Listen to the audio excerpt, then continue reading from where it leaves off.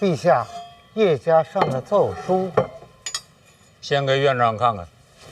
不合规矩。你破坏的规矩还少啊！陛下说什么都是对。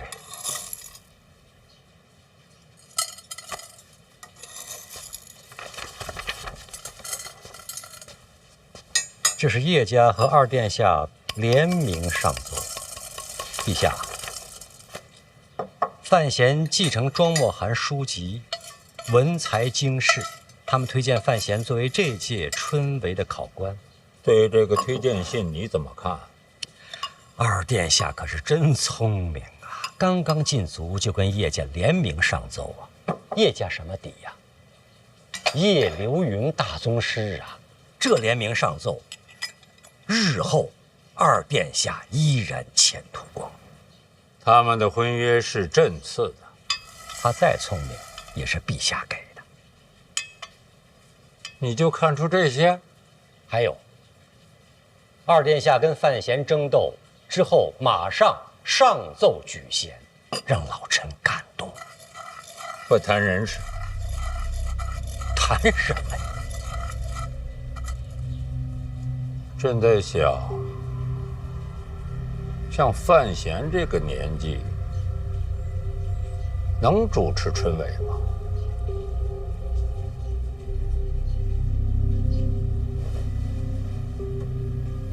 你这是什么嘴脸？陛下，老臣不好说。刚才陛下说不要谈人，范闲恰恰是个人啊。春闱如此重要，老臣不敢僭越，一切还要听陛下定夺。陈院长说话还是那么的滴水不漏。老臣毕竟忠心耿耿。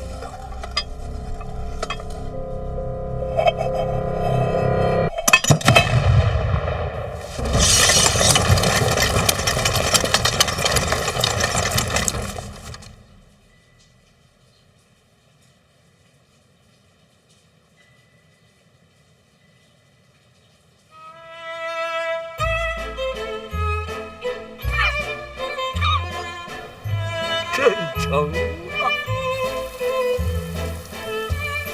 方公子，方公子，陛下口谕。这么巧，我刚准备走，陛下什么吩咐？陛下有旨，春闱将至，范闲兼任4品居中郎。此次春闱，监督胡明抄录。恭喜小范大人！这一届学子，该称呼大人一句作诗。居中郎，这官名有点意思，陛下先取的？哪能啊？居中郎自古便有。那侯公公觉得这朝堂之中，我该居中吗？老奴哪懂这些呀？居不居中，不都得靠着陛下吗？多谢侯公公提醒。哎呦，严重了，哪招提醒啊？随便乱说。哎呀，您看我这也没带些碎银。哎呦，您可别开这个玩笑，不合适。再说我也不敢呢，是吧？口谕传到了。我回去伺候着了。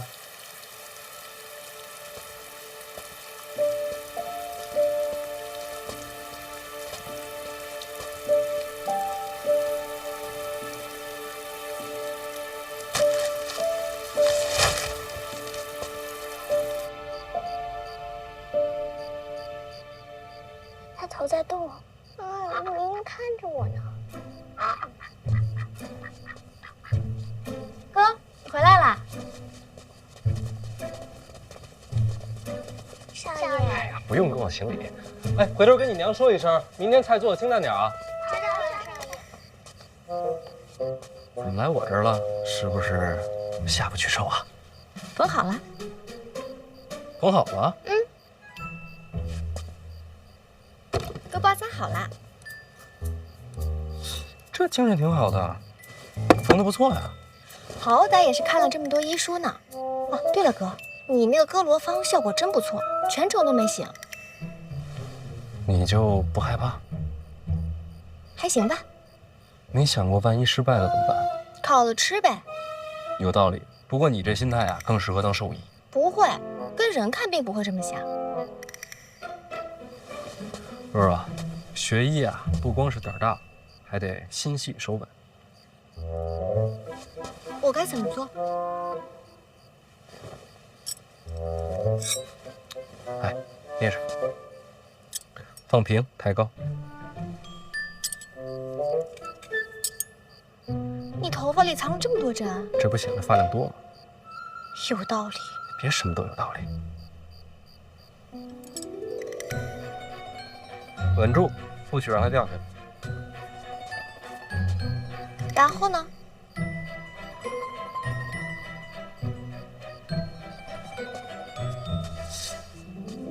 你别说，这手还真挺稳的。然后就是学会在运动中保持平衡。首先呢，就得走起来。练到后来啊，不管是正着走、倒着走、前后左右、东南西北，哪怕是蒙上眼睛，它都不能掉。你哥我当年练这个的时候啊，老师说。然后呢？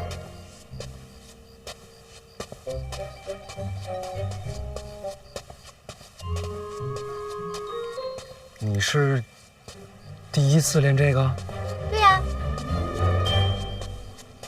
手这么稳吗？是不是很有行医的天赋？算是吧。哥以前也练过，练过。也跟我一样可以挑着针走来走去。差不多吧。啊，那个若，这不用练了。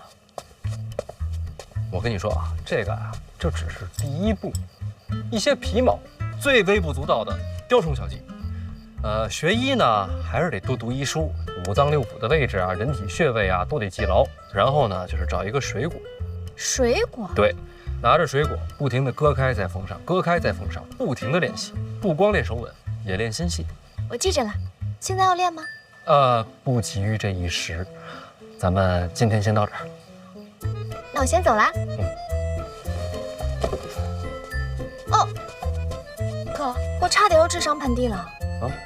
嫂子要找你。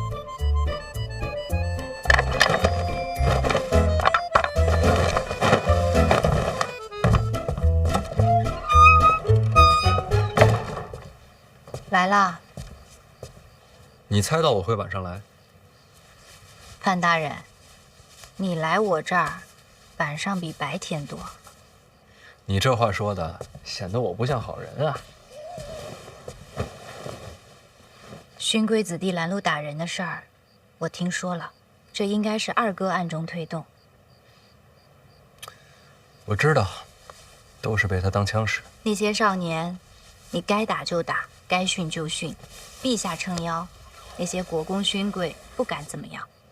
大不了你打完了，我再登门赔罪，好歹有个郡主的身份，他们打碎了牙也只能往肚子里吞。婉儿，咱俩真是珠联璧合。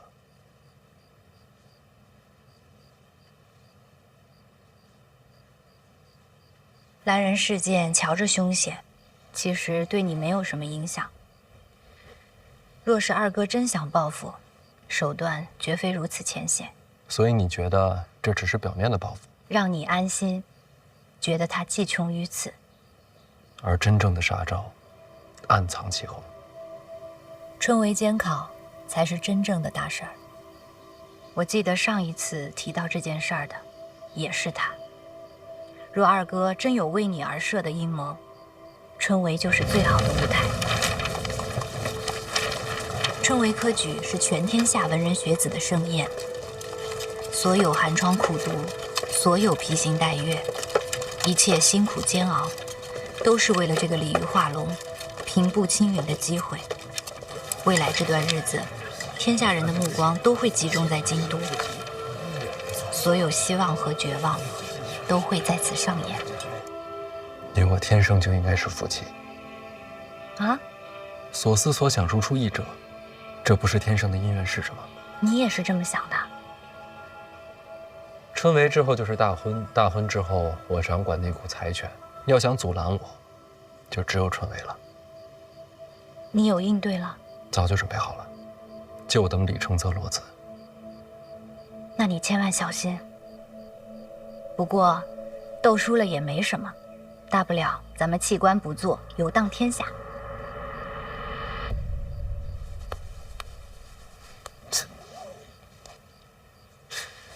反正有你就行。别动手动脚的，羞坏了。那话说回来，我这看了半天了，你绣了个什么呀？鸳鸯戏水。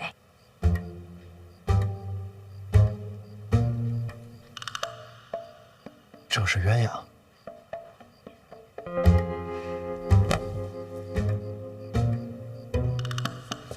其实真的挺好的，挺好的。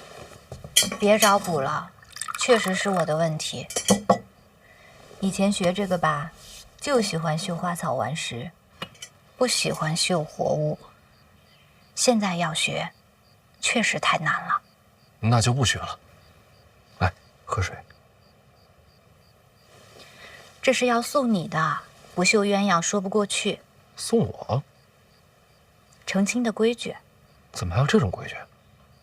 不成文的习惯，这不显得大家闺秀吗？那你以前没练？以前觉得自个儿活不到成亲。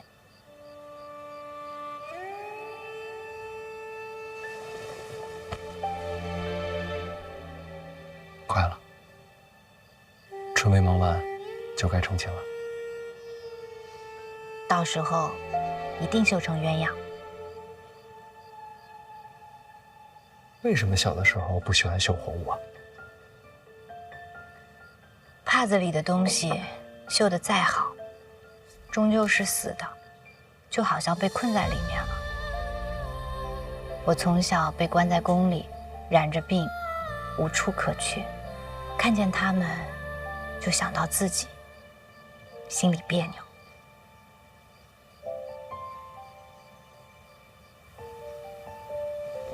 没事啦，现在有你啦。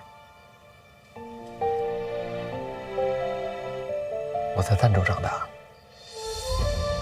儋州是个港口，每天都有很多的船来来往往。等到日落的时候，海上的飞鸟随风起落，放眼望去，全是生机勃勃。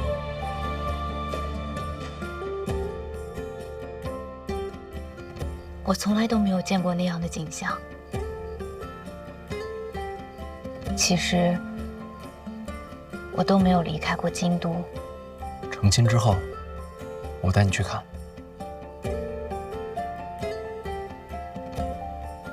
我一直有一个梦想，等到所有的麻烦都不再是麻烦的时候，我要带你看遍天下的美景。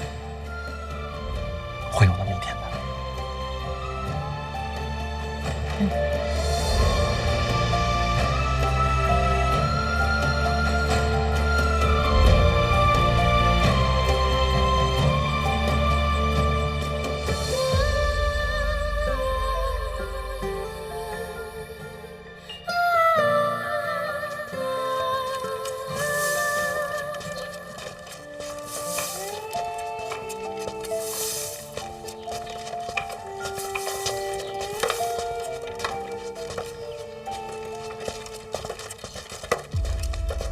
掌柜的，有空房了吗？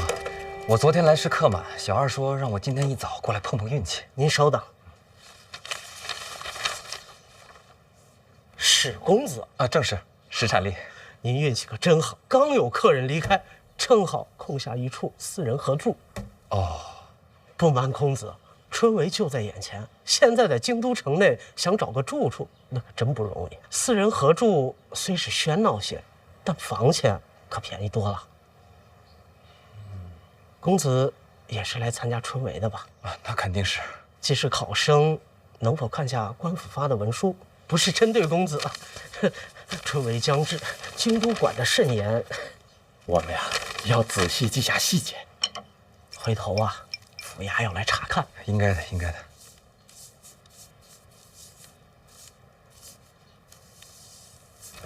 掌柜啊，有没有更便宜的？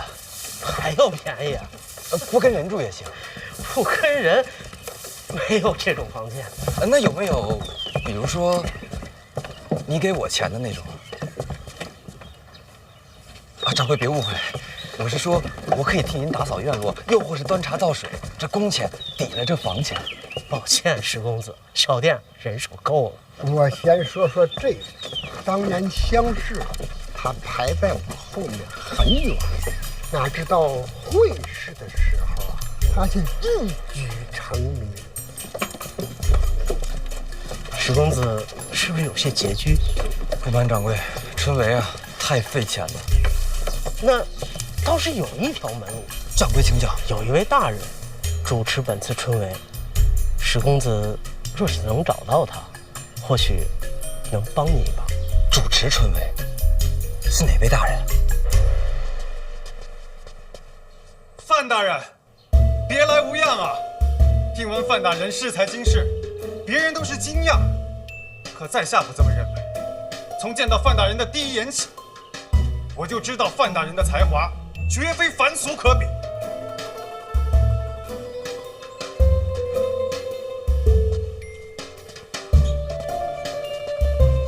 你谁呀？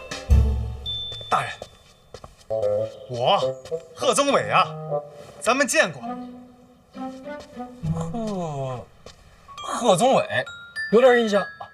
京都府衙上，你还帮郭宝坤跟我打过官司，是不是你？大人，那都是国家逼迫我的。行了行了，别跪了，我只能假意迎合，其实我心中根本就不耻啊，大人。拉起来，拉起来。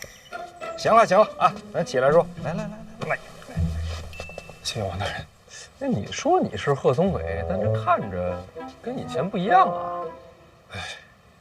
这相由心生，如今摆脱了郭家，心性已高远，长得豁达了一些。照你这么说，全赖郭家，与你无关。与我无关啊，大人。我这一直想着记录郭家的恶行，就想着有朝一日报与大人，为国除奸呢。那怎么也没报啊？这不是大人的动作太快了吗？这郭攸之都入狱了，而在下也逃脱了魔窟，这一切都要感谢大人。大人就是贺某的再生父母啊！可别，你看着比我老，精神上的父母。你这是认亲来的啊？在下一生所学，都是为了献于庆国，献于陛下，献于大人。站住！参加春闱的吧？正是。找我干嘛？拜师啊！大人才华经世，又是贺某的再生父母，我等读书人就是为了忠孝节义。若贺某不来拜师，这天理难容啊！知道我是考官了是吧？绝对不是大人。大人，贺某是真的敬仰大人。大人，你是知道我的，我这个人最重礼义廉耻。若非大人换了旁人，我这说什么我也跪不下去啊！那你倒是站着说呀！我就跪着说，贺某一片赤诚，不知大人是否愿意收孩儿为明灵之子？孩儿愿天天侍奉义父左右，为义父尽孝。这刚才还拜师呢，这会儿都义父了。义父，孩儿飘零半生，孤苦无依，还望义父成全孩儿。大人，赶紧起来！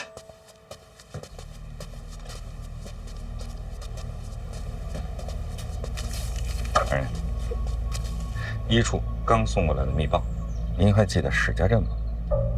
当然记得，全镇被灭口那个。现在有活口了。史产地。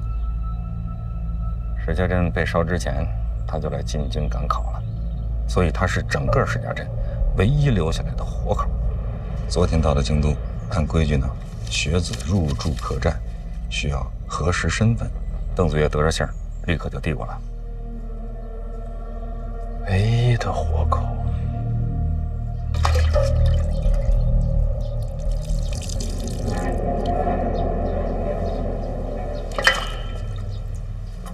史家镇唯一的活口，还来到了京都。人住在京都客栈。殿下，我去一趟。你去干嘛？杀个学子，探囊取物一番。杀学子干嘛？不灭口吗？我跟你说过了，史家镇那把火不是我放的。可这终究是史家镇活口，范闲还盯着您当年跟北齐往来的事儿。那更不能杀了。你都知道了，监察院能不知道吗？就让他去查。其实我也想知道那把火到底是谁放的。人在哪儿？同福客栈。医术啊，已经悄悄地把那儿给围了，以防别人暗中动手。邓子越做事还是仔细。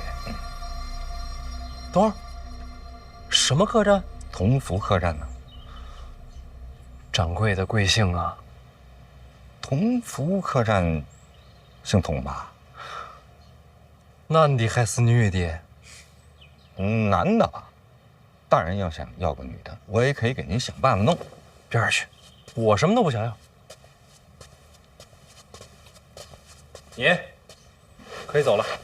义父，闭嘴！读书人该有风骨。孩儿我趋炎附势，蝇营狗苟。贺宗纬，今日我不打你出去，就已经算是心软了。读书人不能做狗，也不该做狗。孩儿是真的敬仰。滚！哎，孩儿先行告退。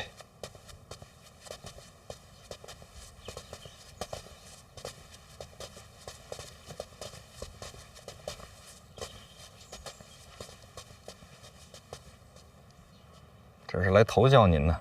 我还是要脸的，这样的人我可不敢收。但愿天下读书人不都是这般货色。这般货色呀，也是少见的。少年人总是昂扬的多。但愿吧。老王，咱们一会儿去一趟同福客栈，啊，见一见那位唯一的活口。史家镇上上下下无数冤魂，能否沉冤得雪，就看他了。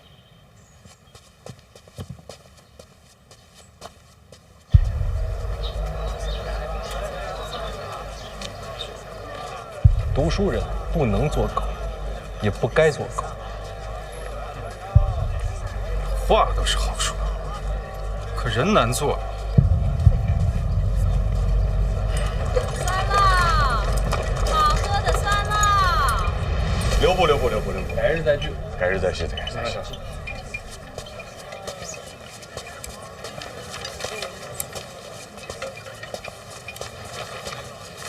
范公子来了，借一步说话。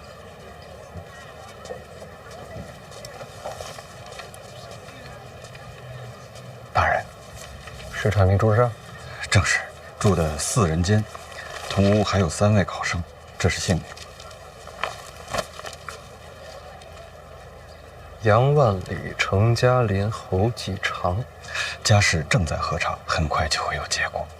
还有大人，这是石产力入住客栈以来一言一行的详尽记录，请过目。这都查了，未雨绸缪嘛，万一大人用得上。还喝酒了？与3位考生相谈甚欢，喝了几杯，酒量倒是一般。这会儿人不在客栈？是，人正在考院。离考试还有那么多天，这会儿去考院做什么？在砌墙。砌墙？用点心啊！来，强拿轻放。慢点，好嘞。后边行吗？别碰坏了啊！慢慢点啊。大人请看，这些都是参加今年村闱的考生。那边过来2个。他们这干嘛呢？帮礼部翻修考院。翻修考院？那不是工匠的活吗？怎么让学子干？是。礼部尚书郭征郭大人提议的，说是学子众多，家境不好，京都物价甚高，贫寒学子活得艰难。所以说，这工钱与其让工匠赚，不如让学子赚。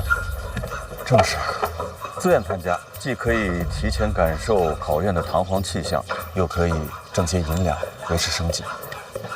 那这么看来，这位尚书还蛮体恤民情的。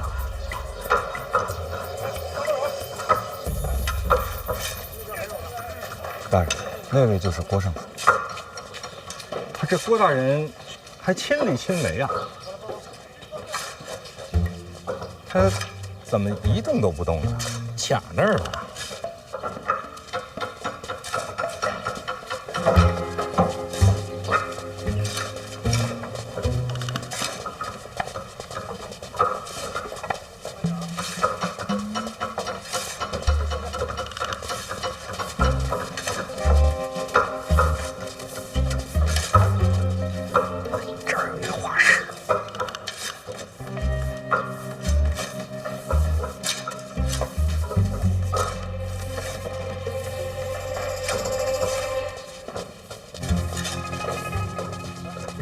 确实啊，专修考院既是功业之德，自然是要画像留念。朝中某些大人确实有此雅趣，有点意思。那大人，咱回医处，咱也画一个。石场令呢？大人，那就是石场令。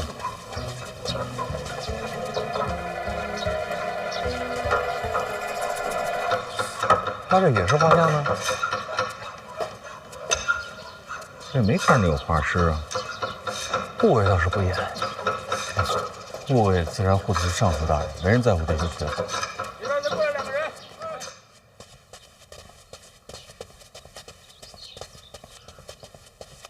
贺宗伟，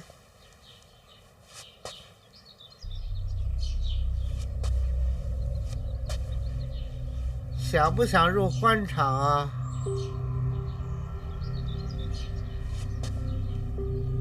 若能出人头地，你可愿以身犯险啊？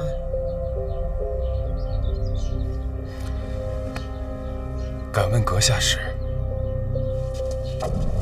大家都小心点啊！好，谢谢大师。师兄，对，阁下是？师兄把我忘了，咱们见过的呀。咱们见过吗？师兄是不是住在同福客栈？那倒是，4人同住。没错。家在边境，石家镇。你怎么都知道啊？你跟我说的呀。我跟你说过啊。那天醉酒，咱们聊过几句。啊。那晚有兄台吗？在茅房的时候。那晚我喝多了，没记事儿。师兄这是手头拮据啊，确实不太富裕，同病相怜啊。侯继承，兄台是姓甚名？师兄啊，这位是师兄朋友啊，都住在同福客栈，之前见过一面。师兄，你不介绍一下？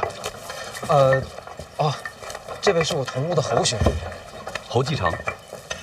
侯兄好，在下姓范。范兄好，同住一家客栈便是缘分。我是不是打扰到二位谈兴了？哦，那倒没有。就是刚才看见师兄一直握着手里的青砖在那发呆，不知为何呀？我也看见了。师兄啊，我来之前是怎么跟你交代的？大老远就看着你坐在那儿盯着2块砖一动不动。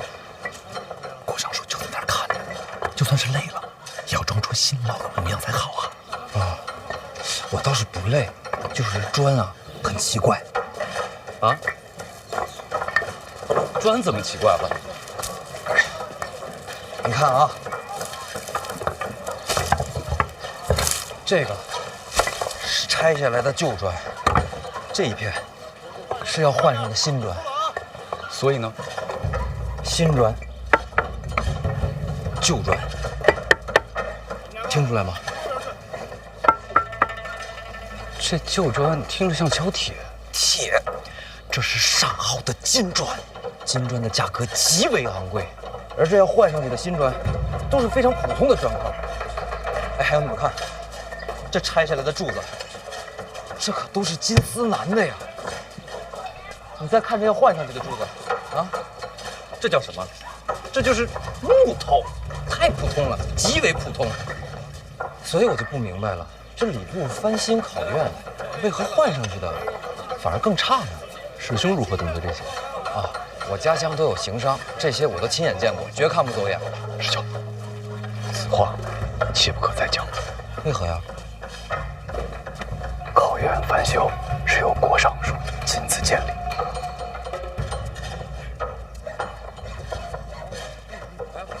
那就更该告知郭尚书，免得他被人骗了。此事与你我无关，最好啊，视而不见。可是，相信我。你们两个，哎，为何视而不见？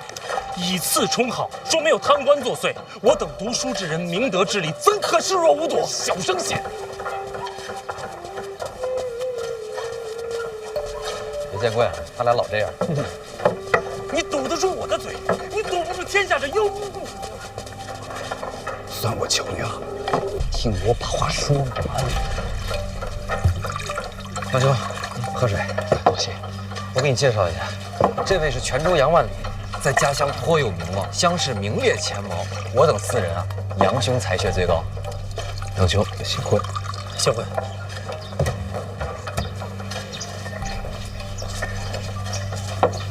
我这就去。你少读些书吧。就算是告发，我们的话谁会听啊？听说小范大人现在你认识小范大人吗？我可以认识。郭尚书认识小范大人吗？那是自然。你们两人谁和小范大人熟络？郭尚书。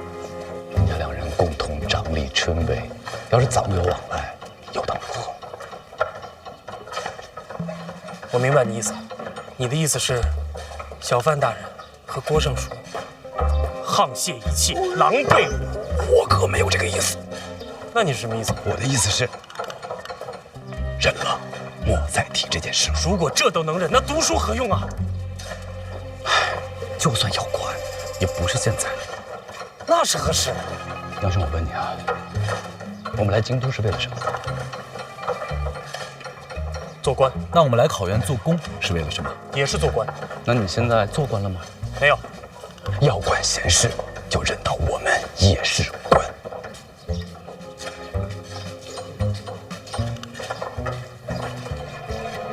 读书人何至于此？因为都是这般。告辞。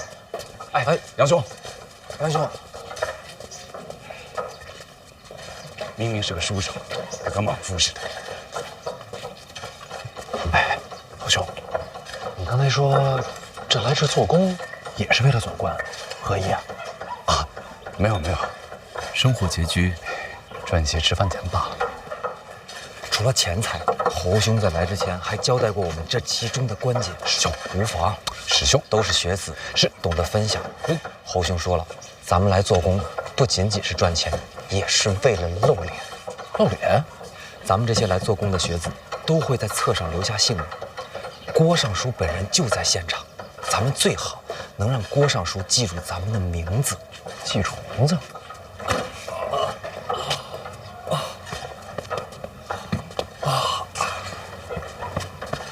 范兄，你看，这么多考试的学子，若能被记住名字，就等于留下了印象。到时候看我们的考卷，说不定就能多看一眼。那还是侯兄想的长远。如若不然，我们这些人哪有机会上榜啊？春闱考的不是才学吗？才学没有用，我们身份低微。这跟身份有何关系？范兄有所不知啊，每年春闱有多少学子？怕是成千上万吧。可是每科取的人就只有那些。街巷满是传言，朝中大员挑几个，宫中定几个，太学再选几个，然后再选些名士，剩下的还有多少可选的？这还没考呢就选人了。那些有钱有背景的，先拜山尾，以作头效，将来都是同僚，那些大人物自然要提拔自家门生。那有什么用啊？到了考场上，不还是拼才学吗？有人关照，胜过文思泉涌。依你所言，这科举春闱，不就是给朝中的高官挑狗吗？杨兄慎言呐，小心身家性命啊！杨宁女士啊，听我就好，别惹祸上身。考前内定，考场如过场，这不就是舞弊吗？本来就是。小声些。可我也在想，若真如此，为何无人告发呀？告谁啊？那唐章的，不也是个官吗？那公平在哪里？什么东西？公平啊！哪有这种东西？若没了公平，这春闱不就是场笑话？也许等我们金榜题名，就能改变这一切了吧？程嘉林呢？啊，问萧史料呢，我叮嘱过他了，不要乱说话。这想想啊，是真没意思。干活去了。师兄，谨言慎行。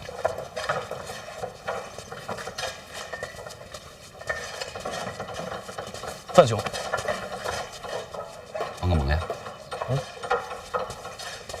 侯队长，哎，这也太厉害了，一个人搬了这么多趟。应该的，应该的，辛苦了。你这么歇会儿，一上午看你没喝水了。哎呀，没事没事，好，应该的啊。不用吗？我再帮你多搬几趟。好了，好了，好了，好了，要不要？不用了，够了。哎，范兄，来，吃个饼，吃个饼，你自己吃啊。那行，改天请你喝酒。好嘞，多谢啊。哎。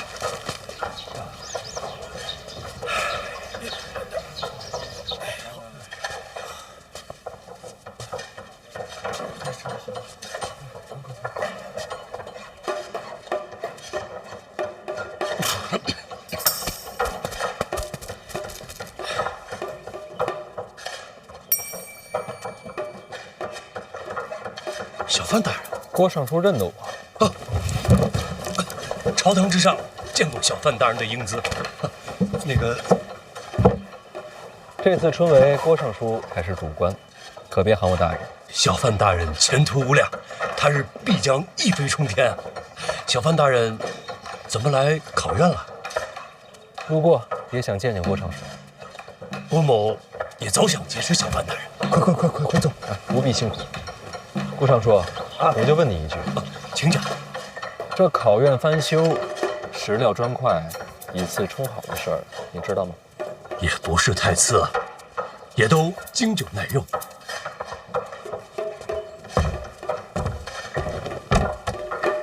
这么说，郭尚书都知情？要说不知道，岂不是儿笑话？这翻修考院，户部可拨了银子。那肯定的，户部不拨银子，谁敢动工啊？经郭尚书这么经久耐用一番，还能剩下多少？应该还有些结余。那些拆下来的金砖和金丝楠也都不便宜。拆下来的砖木都在礼部的库房，结余的银两也都记在账册。郭某知道小范大人有凌云之志，立志要惩贪除奸，郭某是赞不绝口，绝不可能明知故犯。这次重修考院，没有1钱银子进到郭某的口袋，郭某问心无愧。小范大人如若不信，便可细查，咱们礼部配合到底。钱在账册，都在，砖木在库房，绝无缺失。那我就不明白了，郭尚书这么做，图什么呀？郭某既然身为礼部尚书，自然不能尸位素餐。咱们为官之人，就应该多做一些实事。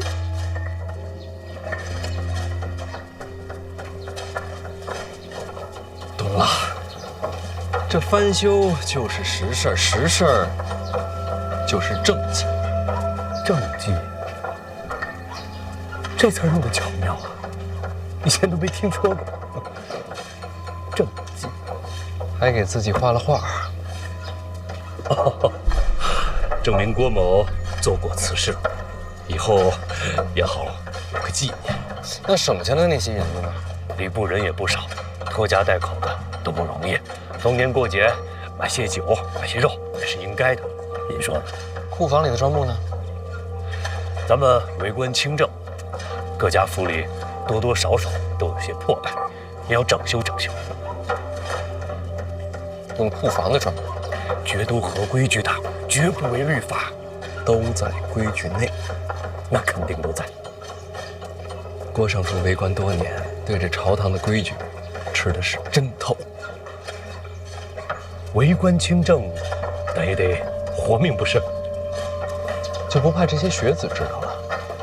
他们知道有什么用？万一将来谁金榜题名了，参你一本，也是个麻烦。小范大人，刚才都说了，全都合乎规矩。再说了，外面这些人也不可能登榜吧？什么意思？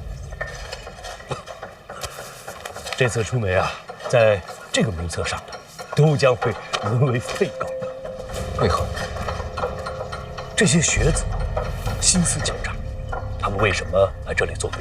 无非不就是想在我们面前留下点印象？这种投机取巧的学子，岂能录用啊？只是想想也不行。读书人啊，最重要的就是品性高洁。正像郭某，绝不能容忍这些蝇营狗苟。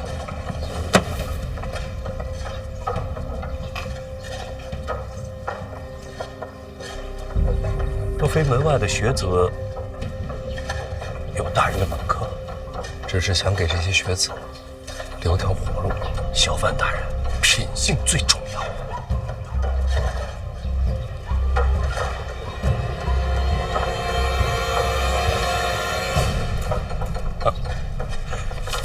就像我，无条件的相信小范大人的品性。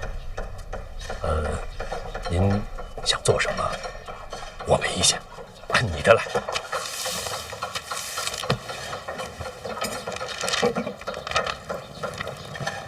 侯继常啊，你可真能干呀！是啊，侯继常，你也太卖力了吧！应该的，应该的。怎么那么厉害呀，侯继常？这来来回回好几千趟了吧？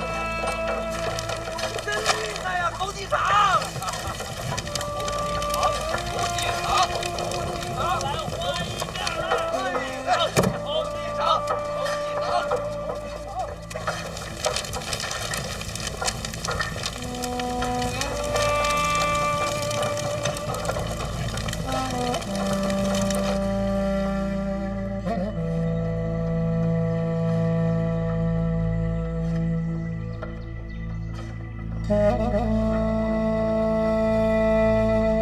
明亮天光，地协数计，宰臣之任。张善任道，积浊引情乎善。君子之道，造端乎夫妇，及其志也，达乎天地。哎呀，这些学子们啊，到了京都租房就不便宜，这家境贫寒的，就得想点赚钱的法子。人是真不少啊。那是啊，天下读书的种子，这会儿都在咱京都了。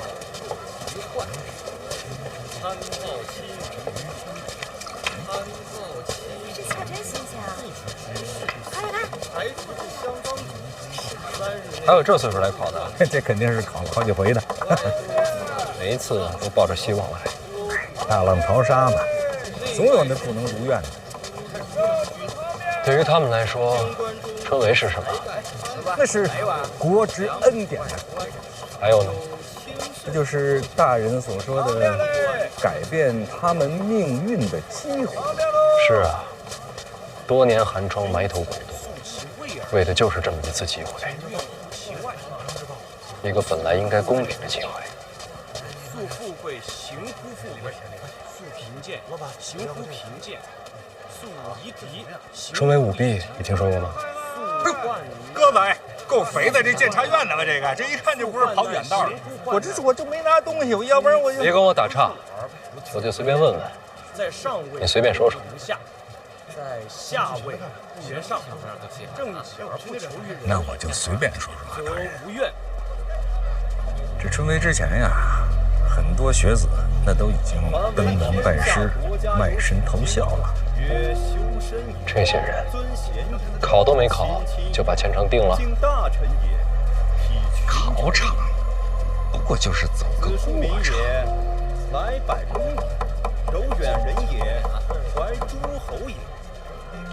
修身则道立，尊贤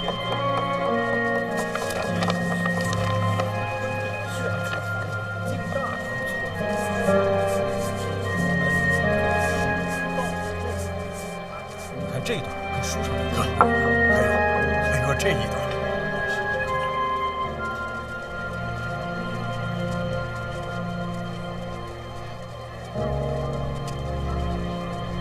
那他们呢？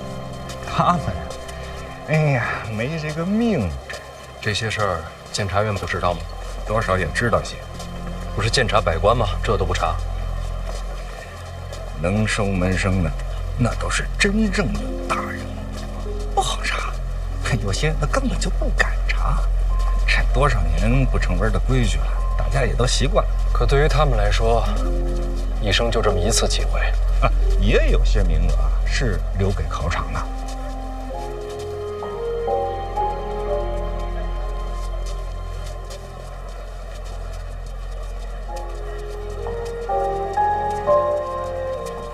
这不公平。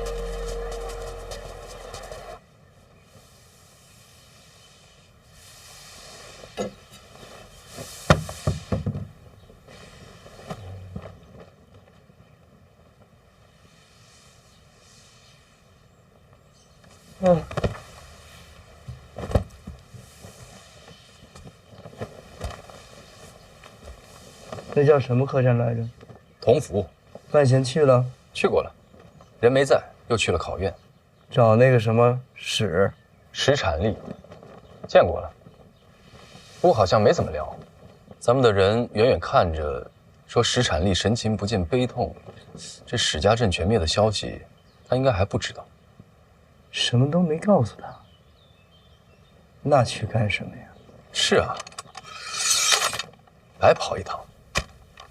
也不知道这范闲到底在想什么。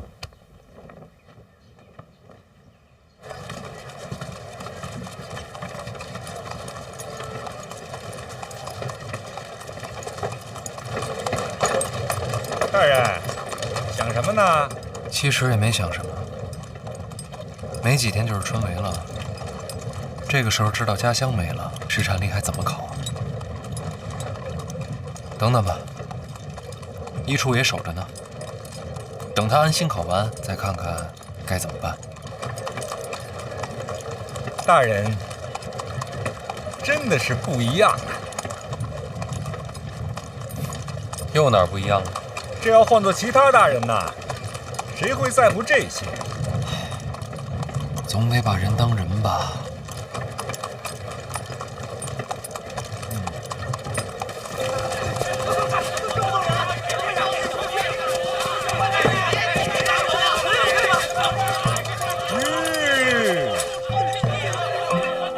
到家了吗？您快下来看看吧。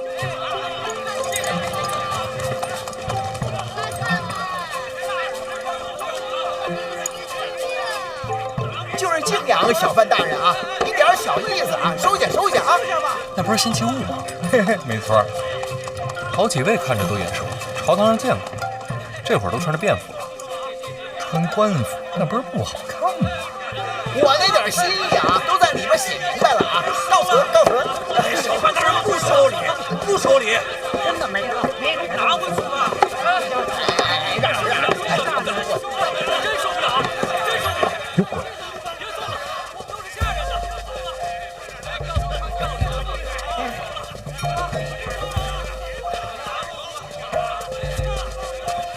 放这儿了啊！拿点软胶啊！这都是为了春闱啊！可不是吗？走吧，绕后门。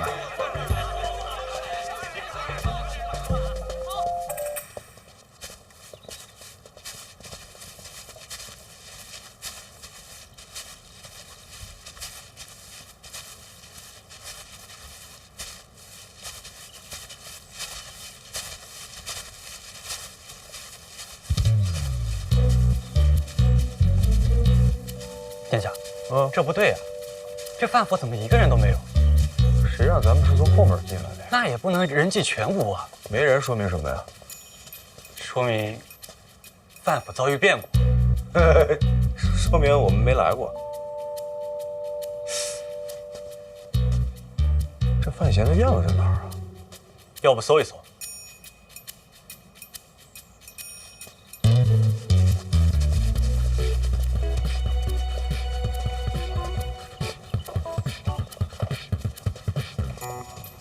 哎呦！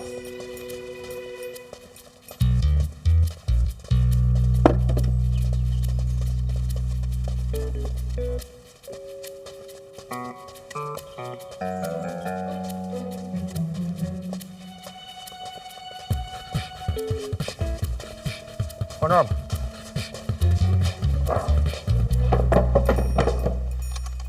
原路返回，府外等我。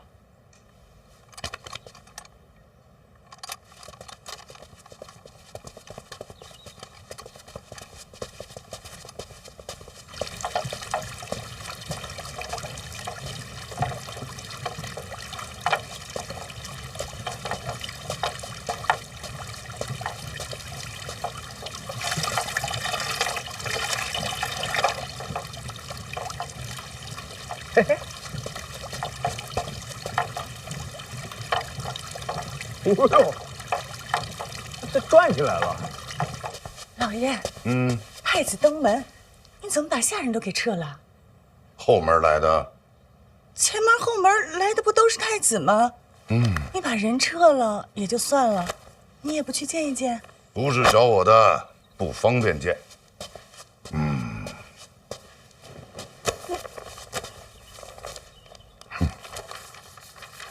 官场浮沉，哪个字最重要？哪个字啊？稳。且扫门前雪，休管他人霜。与己无关之事，少掺和最好。哦。老爷。那太子亲自登门寻范闲，为了何事啊？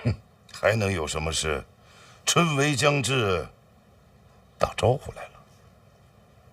那为什么走后门呢？自己好好琢磨。你多忙。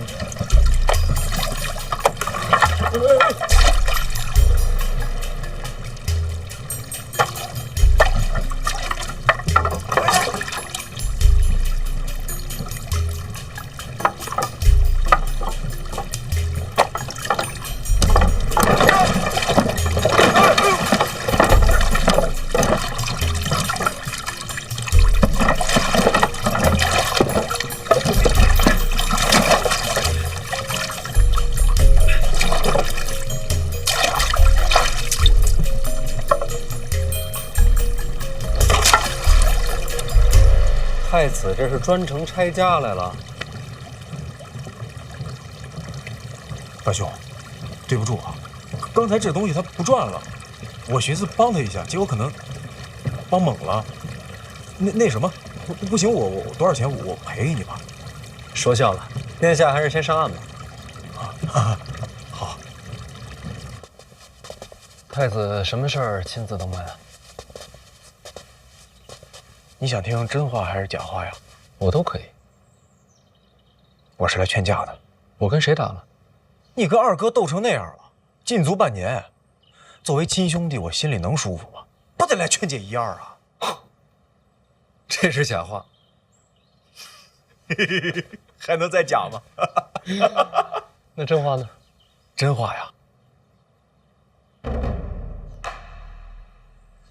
哎，来了！有人喊他吗？心诚则灵。真话。你让二哥不痛快，我心里很是痛快，所以啊，亲自跑来给你送礼来了。殿下这是真不拿我当外人。你跟二哥作对，咱肯定就不是外人。不过我不知道你喜欢什么啊？金银首饰、名贵药材，我就都备了一些。多谢太子，我都喜欢。洒脱。哎呀，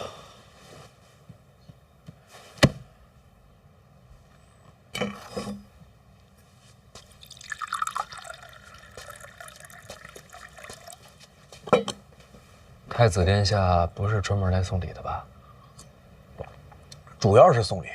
主要啊，还有一点小事。有多小？几个小小的名字。那春闱使胡明、超录是由你监督的吧？到时候这几个名字帮我扫一眼。殿下是想要我做什么？什么都不用做呀，超录的时候什么都不用做就足够了。也没什么别的事儿了，我先走了啊。本来啊，这都是我下边人过来送的，后来我一想，咱是自己人，我也想你了，就亲自过来了，也显得用心。殿下真是用心了。哎，史家镇有活口啊，这都听说了。这事儿跟二哥走私有关系，我自然惦记在心里。后来怎么样了？那人是个考生，暂时没说，想等着先让他考完。按你说的办，我先走了。哎，莫送，我能找出去，反着箭头走就好了嘛。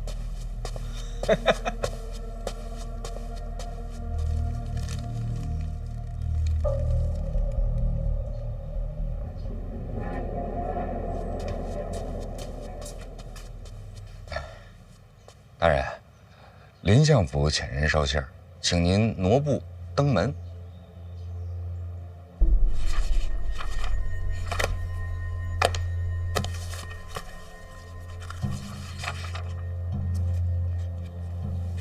相爷，您瞧瞧这个可以吧？可以。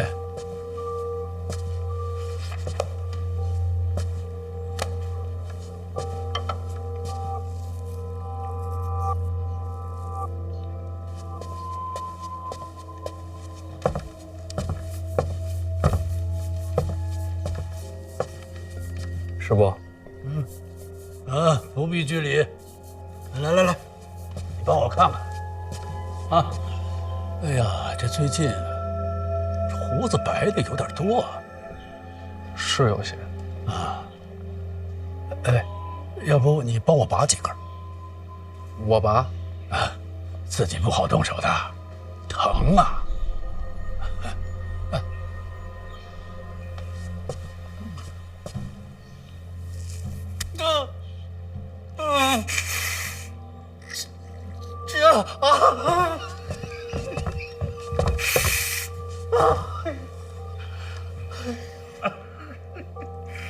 来，再拔，再拔，不拔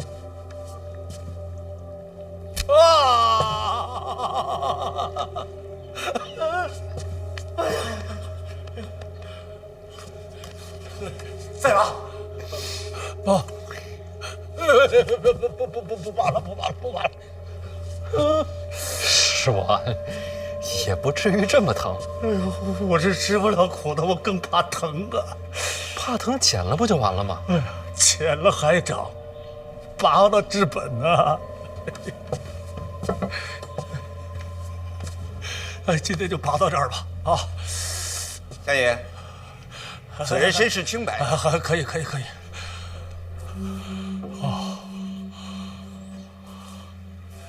范闲，你看我这胡子还算齐整吧？精致。这做官啊，跟做人一样，细节处要留心。最要紧的是不露破绽。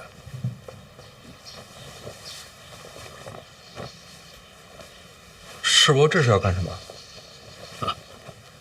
大宝爱吃红果，给他挑点好的。大宝吃起来嘴急，我怕里边的核啊硌着他。小范大人，下人做这个，相爷啊总是信不过呀。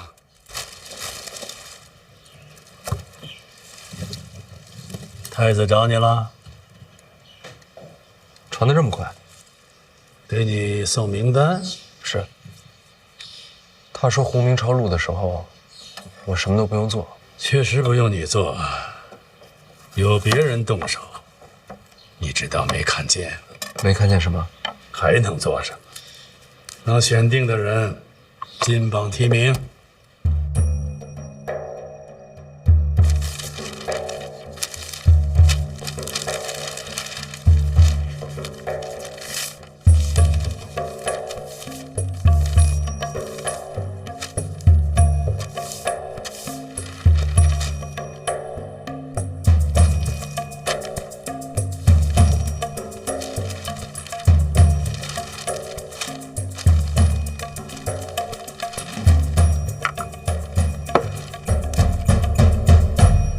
无名抄录的时候，就把人选出来。选中的人必定上榜。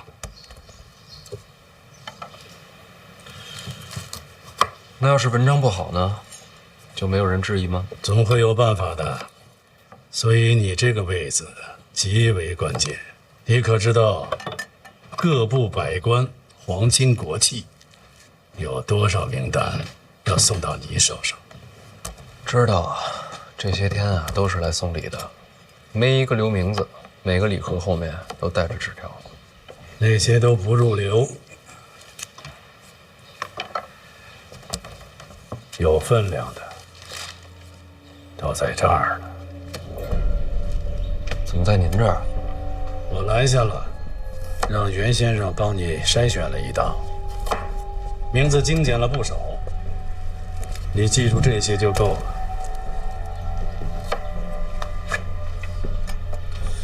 不是春闱吗？就不能各凭本事吗？这不仅仅是名字，更是人情世故。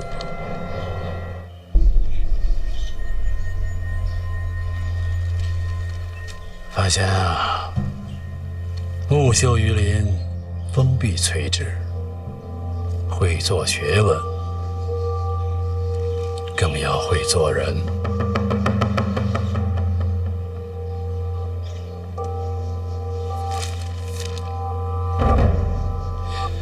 慢慢就习惯了。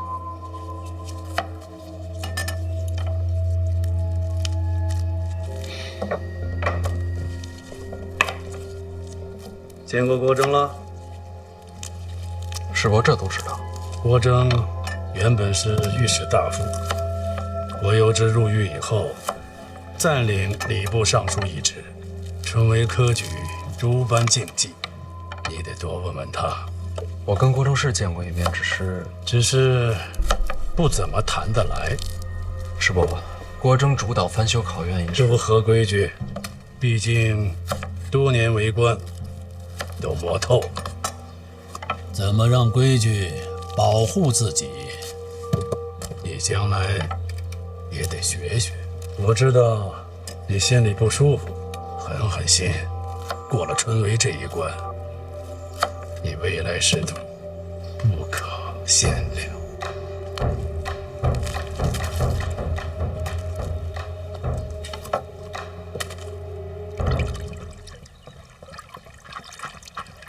太子去见他了，坐着。是。之后范闲又去了林相府上，上赶着打招呼啊。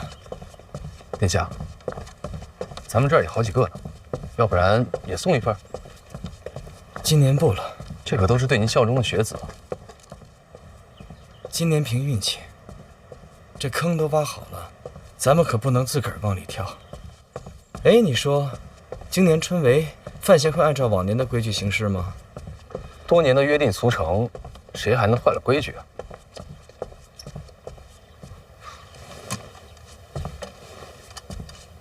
他不一样，别人习惯的呀，他未必习惯。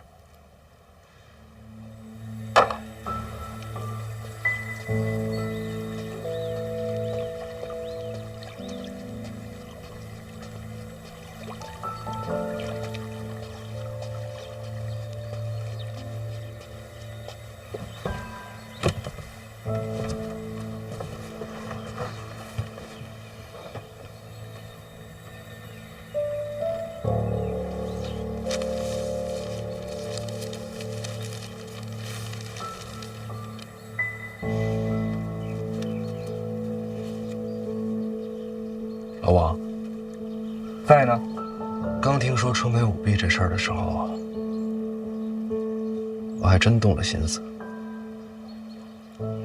要把陈科击毙一扫而空，还天下学子一个清白公正。大人是忧国忧民呐。可才这么一会儿，太子和林相就把名单递到我手上了，我能怎么办呢？要跟老二斗，离不开太子的支持。林相就更不用说了，春薇之后和婉儿成婚，这就是一家人。他们给的我不想接，但不能不接。大人是情非得已呀。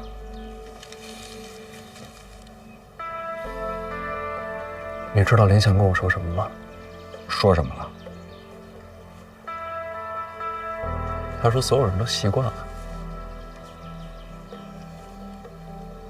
要我忍一忍。我若是忍了，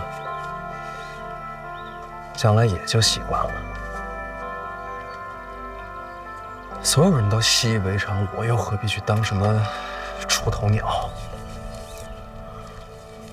我此刻出了头，那就是满朝皆敌，刀剑如雨。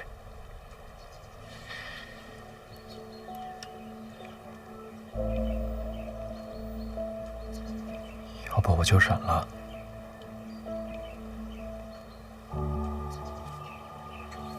大人前途无量啊！凭什么所有的祸都要我来闯？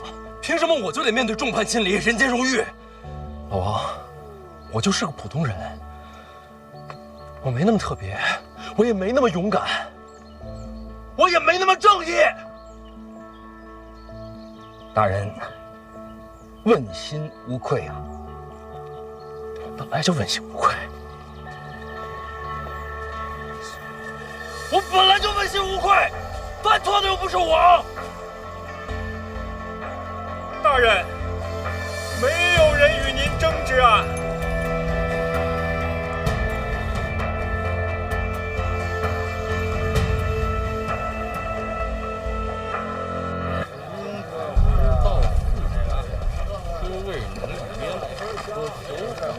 大人，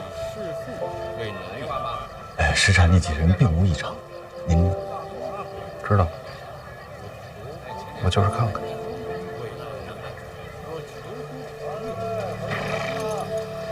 大人自己去。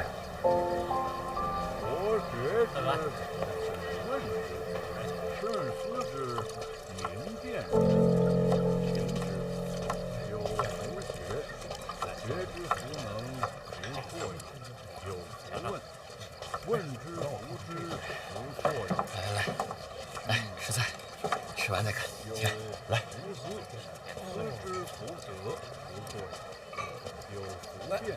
杨兄，你是范兄？是。杨兄怎么不上桌？这是自家带的，不好意思占店家位子。这是借书下饭吗？怎么不在屋里读书啊？范兄，这屋内烛火是要收钱的，这儿不用。杨兄有些拮据。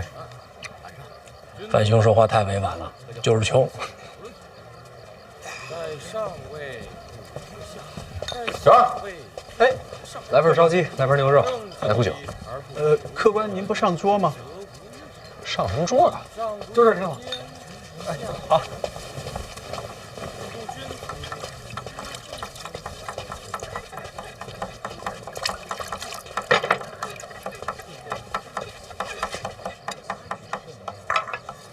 范兄，你这是？相识就是缘分，咱俩喝一杯。这怎么好意思啊？你将来回请我就是了。哎，不必如此。一饭之恩，当谢来。哎，二位客官，那有啊。哎，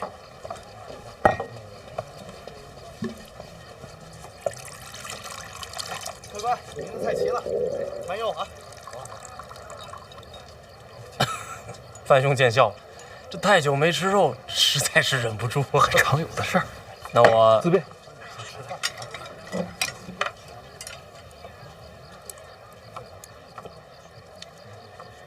之前在考院听杨兄说，你想做官。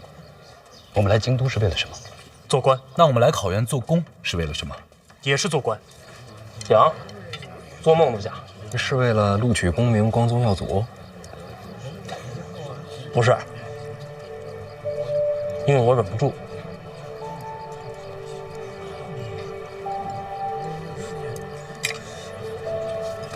范兄，这科举不公，百官舞弊，外面恶殍遍野，这边是朝堂党争，这天下谁人不知？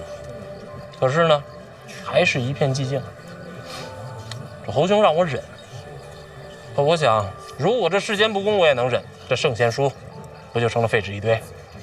所以范兄，这世上总要有人撞个头破血流。你看，如果我要是金榜题名，这血是不是溅得高些？这声响是不是大些？这听到的人是不是多些？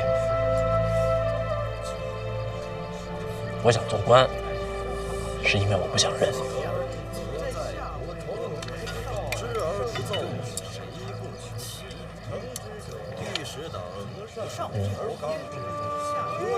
杨兄这做官的愿景，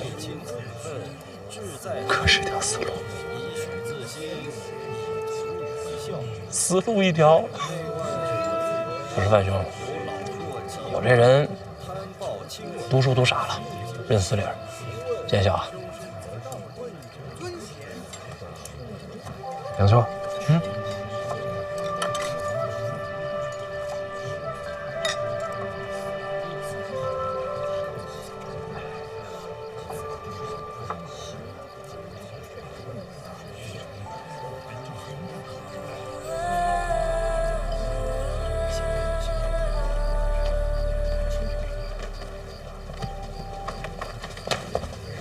老邓辛苦啊！这2天接着盯客栈，严重了，严重了，职责所在。走，哎，走，回府啊，去监察院。这会儿咱去监察院呢？又想看碑文了？我说什么？想记住谁住？我又听见了。不是，这叫什么？这就叫思虑洞达啊，志如渊海。哎，大人真神人也！走了。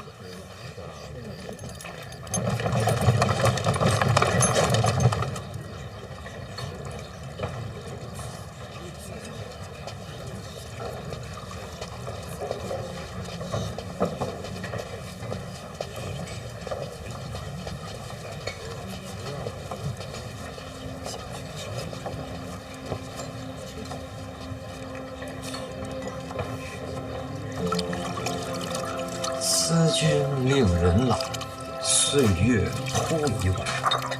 弃捐勿复道，努力加餐饭。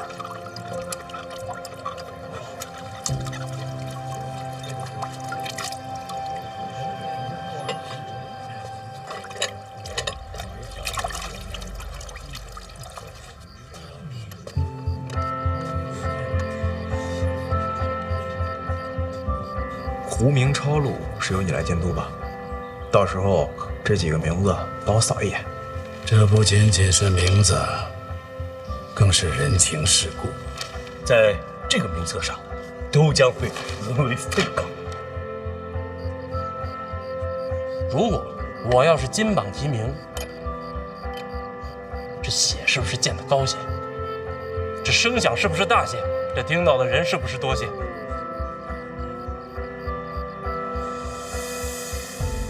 其实我也知道，我根本就上不了榜，该分的都分完了，哪还有我们的份儿啊？不过我一穷书生，我还能怎样？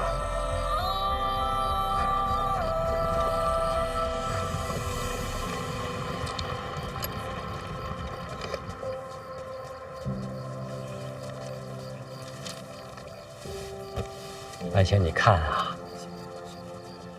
千里万里奔赴京都，春闱对于他们来说不光是一次考试，兄台，你看，更像是一种希望。我最喜欢这几句。让开，忘光了。舍不得烛光钱，但还是想有光。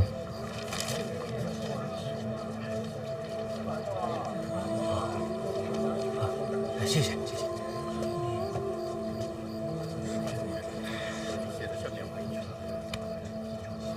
我娘她活着的时候，想要彻底改变这个世界。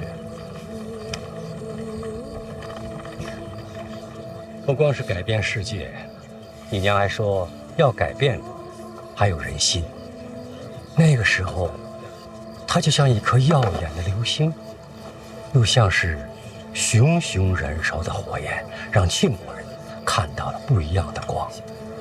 可她还是死了。但是，那道光留下了痕迹，许多人都因为它而改变了。我有时候常常想，以我娘的本事，她当年选择换一条路，也会活得很好。可她还是燃烧一切，留下碑文。可如今，已经没多少人记得了。你说她后悔吗？绝不后悔。直到生命最后一刻。生命的最后一刻我没有见到，但是我相信叶青梅绝不后悔。她不怕吗？她只怕自己的光燃烧的不够强烈。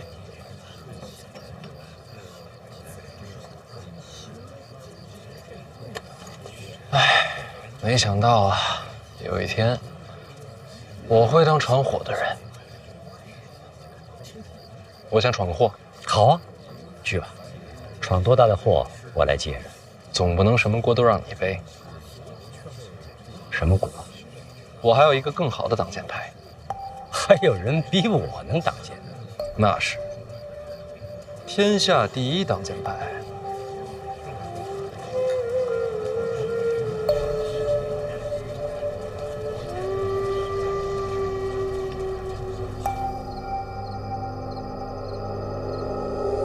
范闲让你传话给他，哼，老奴也觉着匪夷所思。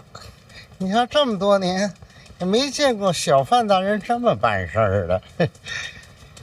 传什么话？他恳请陛下传令唤他入宫。传。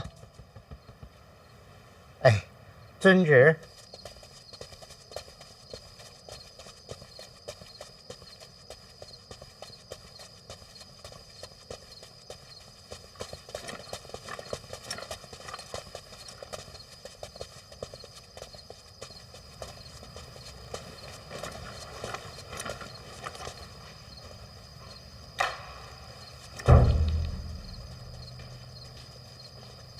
范闲，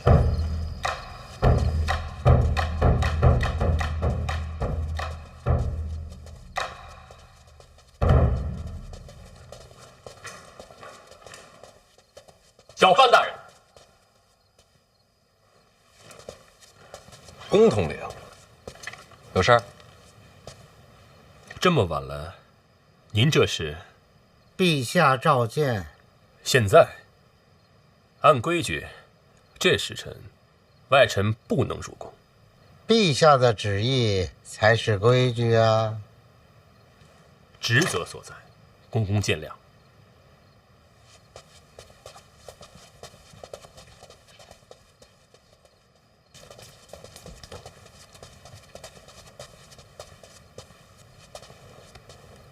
陛下，范闲到了。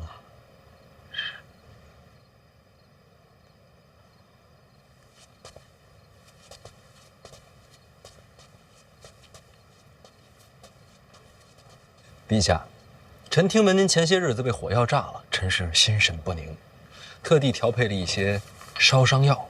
还有啊，您每日操烦国事，臣还准备了一些安神补气的补药。这个每天晚饭后熬煮服用。这烧伤药是外敷的。还有什么？没了。你说你心神不宁，朕怎么不信呢？朕已经被炸伤好几天了，你现在才来？调配药膏花了些时间。还有，你想让朕召见你，干嘛绕这么大圈子？给谁看呢？还真是什么都瞒不过陛下。行了，有什么事儿快说。陛下，您相信臣吗？想说什么就说。陛下知道春闱舞弊一事吗？臣自做了居中郎以来，每日收到许多纸条，纸条上写满了名字，而这些名字都是被人事先选好、预定要金榜题名的。接着说。臣斗胆想为这次春闱求一份公平。你要公平，找朕干什么？臣怕牵涉太深，臣一人担当不住。放眼庆国，能挡这场风波的，就只有陛下您。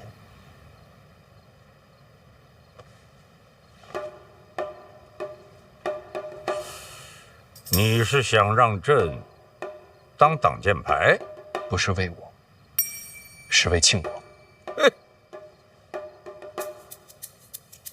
你这口气怎么这么像赖明成啊？对赖明成的死，你是不是心有怨气呀？是。不该有。是。你倒挺坦诚。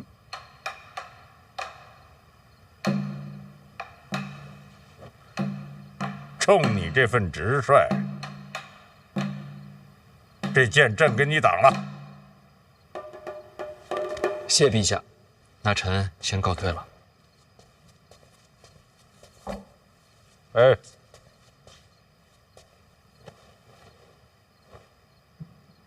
把药给朕敷上。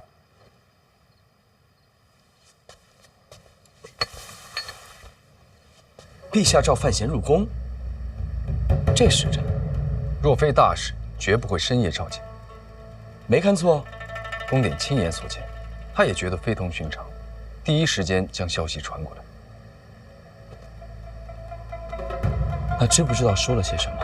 宫典说，连侯公公都出来了，里面说了什么，再无第三个人知道。连侯公公都出来了。可以了，让宫典到此为止，不要再继续往下问。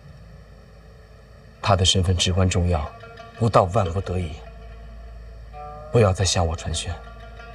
是。就是不知道陛下到底和范闲说了些什么。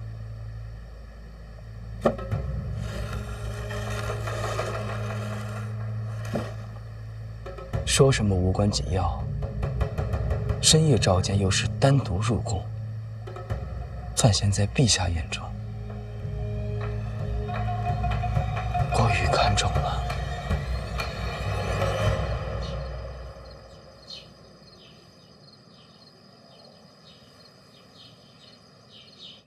陛下，这事儿啊，我实在是办不了，还请殿下见谅。听说陛下昨日召你入宫了，确有此事。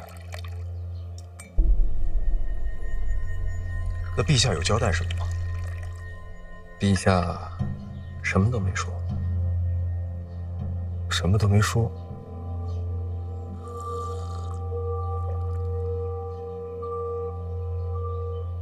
那我也什么都没问。殿下，这次春闱啊，还是各凭本事吧。本该如此。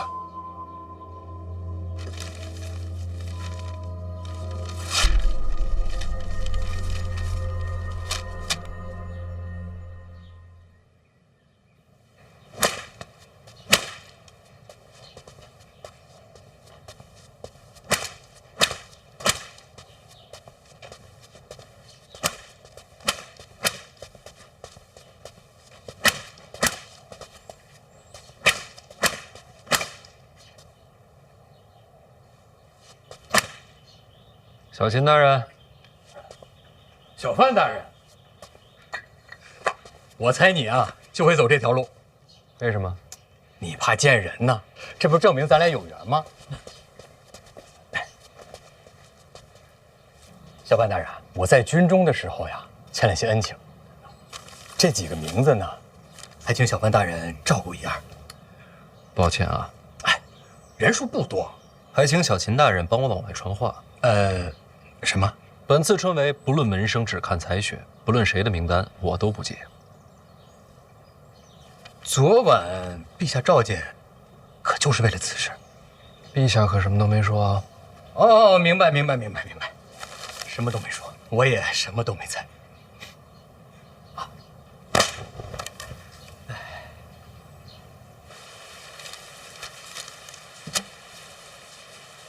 师伯，实在是不好意思啊，春闱这事儿啊，还得按规矩来。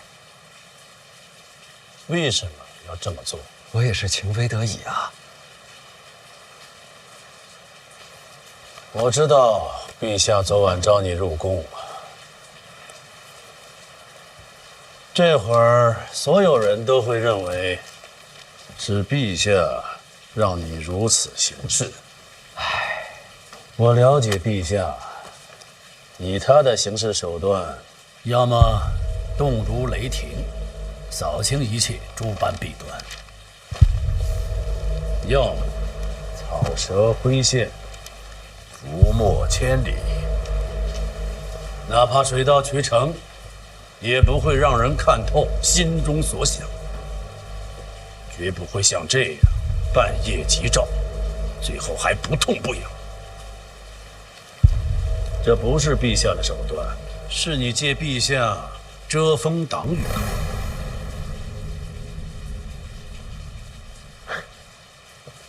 师伯真是了解陛下，没人能真正了解他。经过历代君王，如今这一位最能看透。哎，师伯过谦了。别转话题，问你呢，为什么要这么做？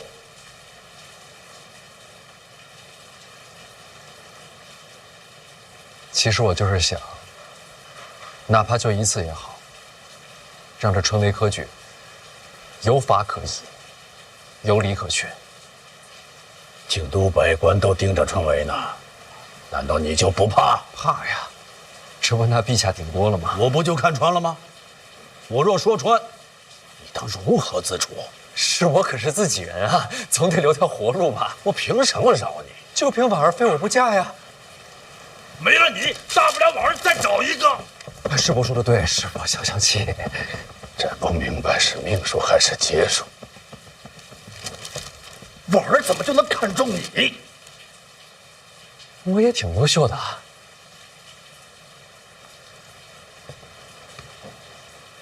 让春闱有法可依，图什么？啊？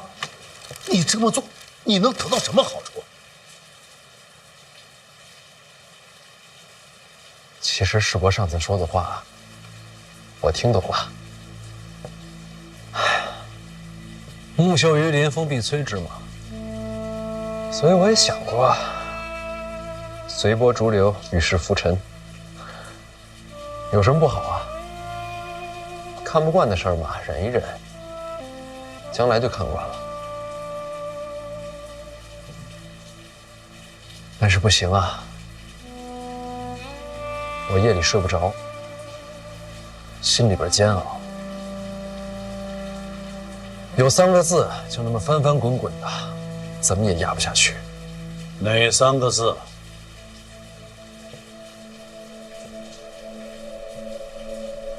不公平啊！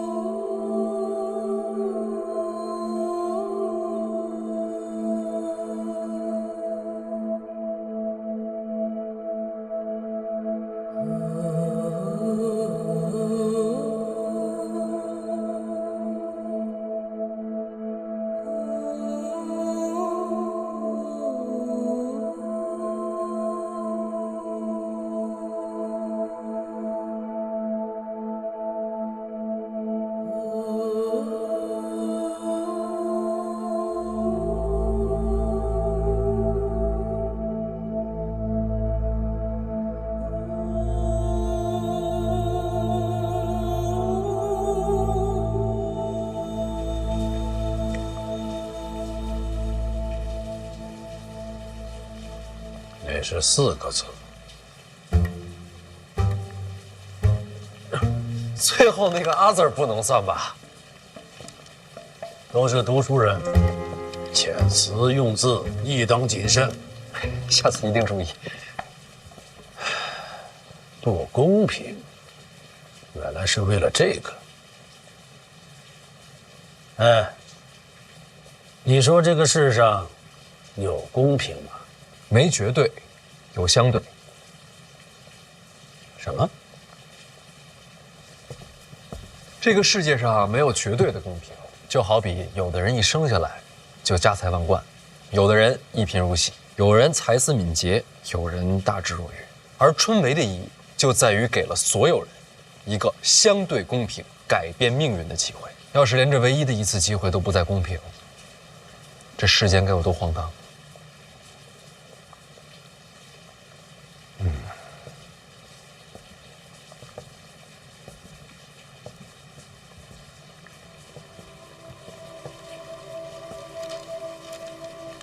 好吧，就让京都公平一回。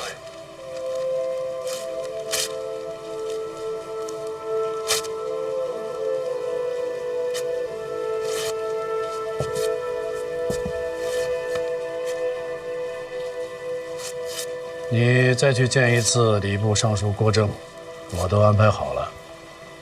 春闱的忌讳规矩问得详细一些。你为他们争公平，别让自己落陷阱。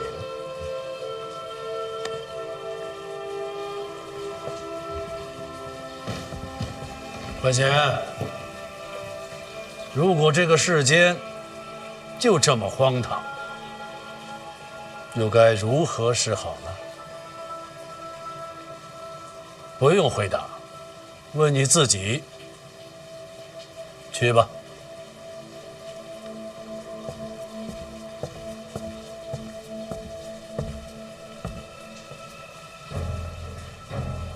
公平。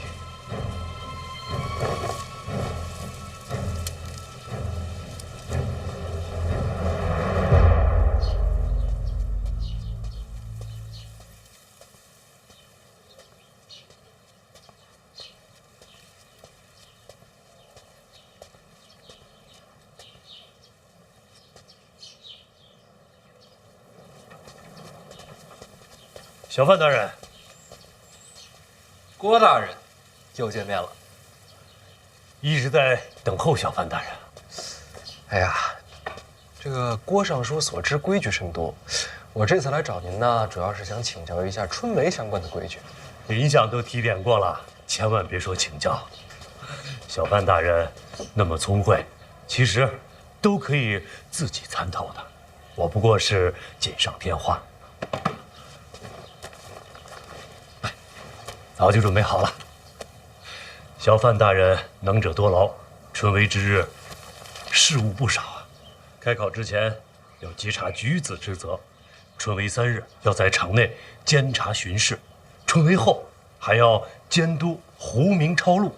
春闱科举是本朝第一大事，规矩忌讳多不胜数，光说不过来，就都写下来了。一应细则尽在其中。小范大人，只要费心看一看，可保春闱当日再无疏漏。如此厚恩，何以为谢啊？哎，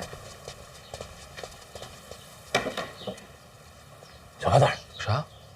过来，啊，去那边。这柱子。啊，那直。郭大人，哦，孙大人，春闱在即，忙啊，忙。您忙。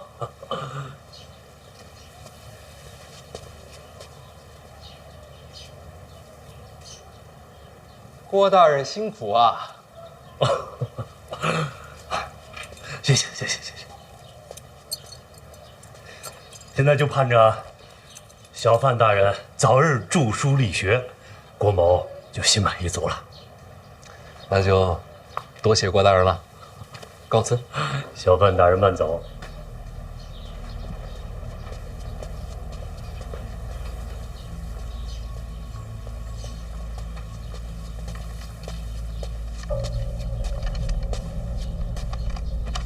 怎样？你在后面没听到？范闲身手不俗，小心起见，我可不敢靠近细品。可惜了，你没有看到小范大人感激涕零的样子。我那会儿都有点于心不忍了啊。你给他那册子都写了什么呀？春闱上的各种规矩细节，该写的我都写了，绝不能在文字上故意犯错。这是对的。范闲为人啊，谨慎得很。不过，像春闱这种大事，多多少少都有一些不该写的规矩。既然不该写，那就自然要留白了。还要请谢大人转告殿下，有我在，春闱上定让小范大人犯下禁忌，大罪不敢说，要让天下学子对其敬而远之。郭大人就不怕得罪林相？怕是怕，只不过郭某的那些把柄没在林相手上啊。殿下说了，那都是往年的废旧账册。禁足之后，当亲自登门致谢上书，顺便把那些废纸都一并烧个干净。就请殿下等着看好戏吧。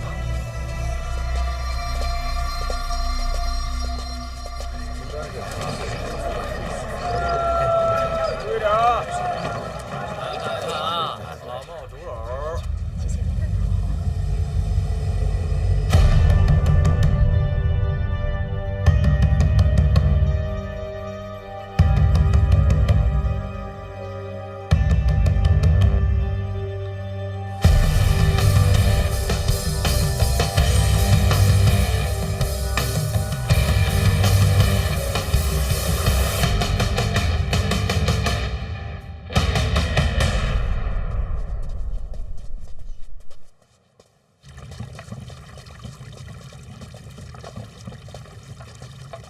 人到了，在屋里呢，都安排好了，没人看见吧？躲开了府里所有的人，您放心，没人看见。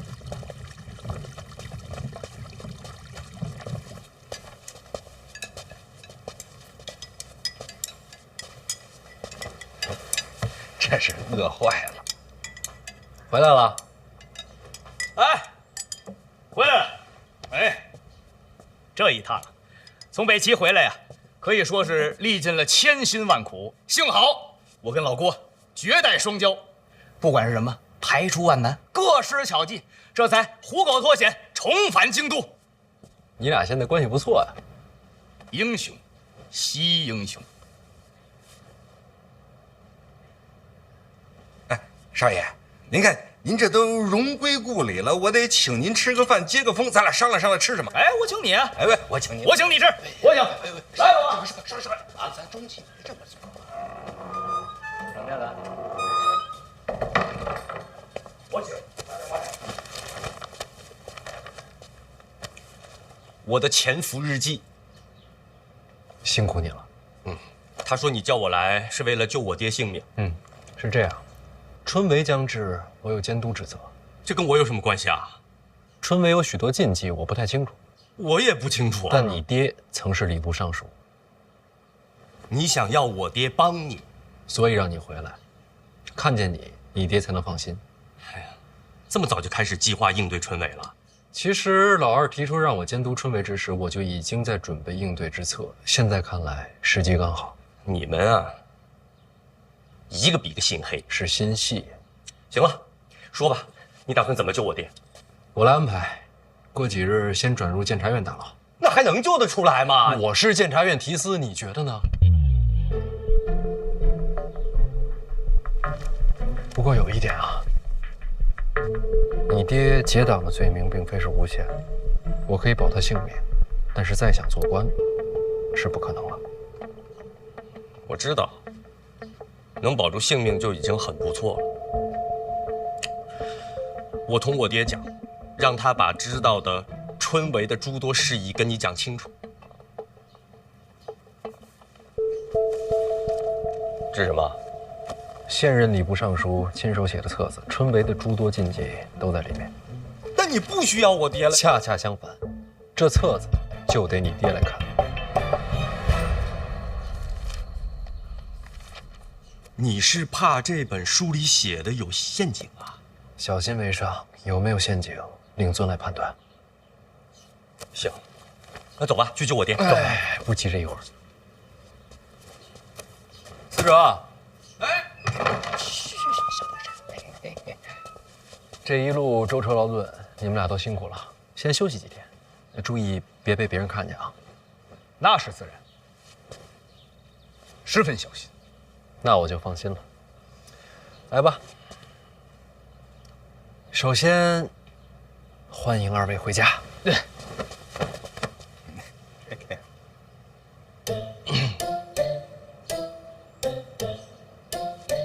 是不是有些尴尬？是不是有些味儿大？你俩要不洗洗，都臭了。我臭吗？哎，行，走走，我给你搓搓。快！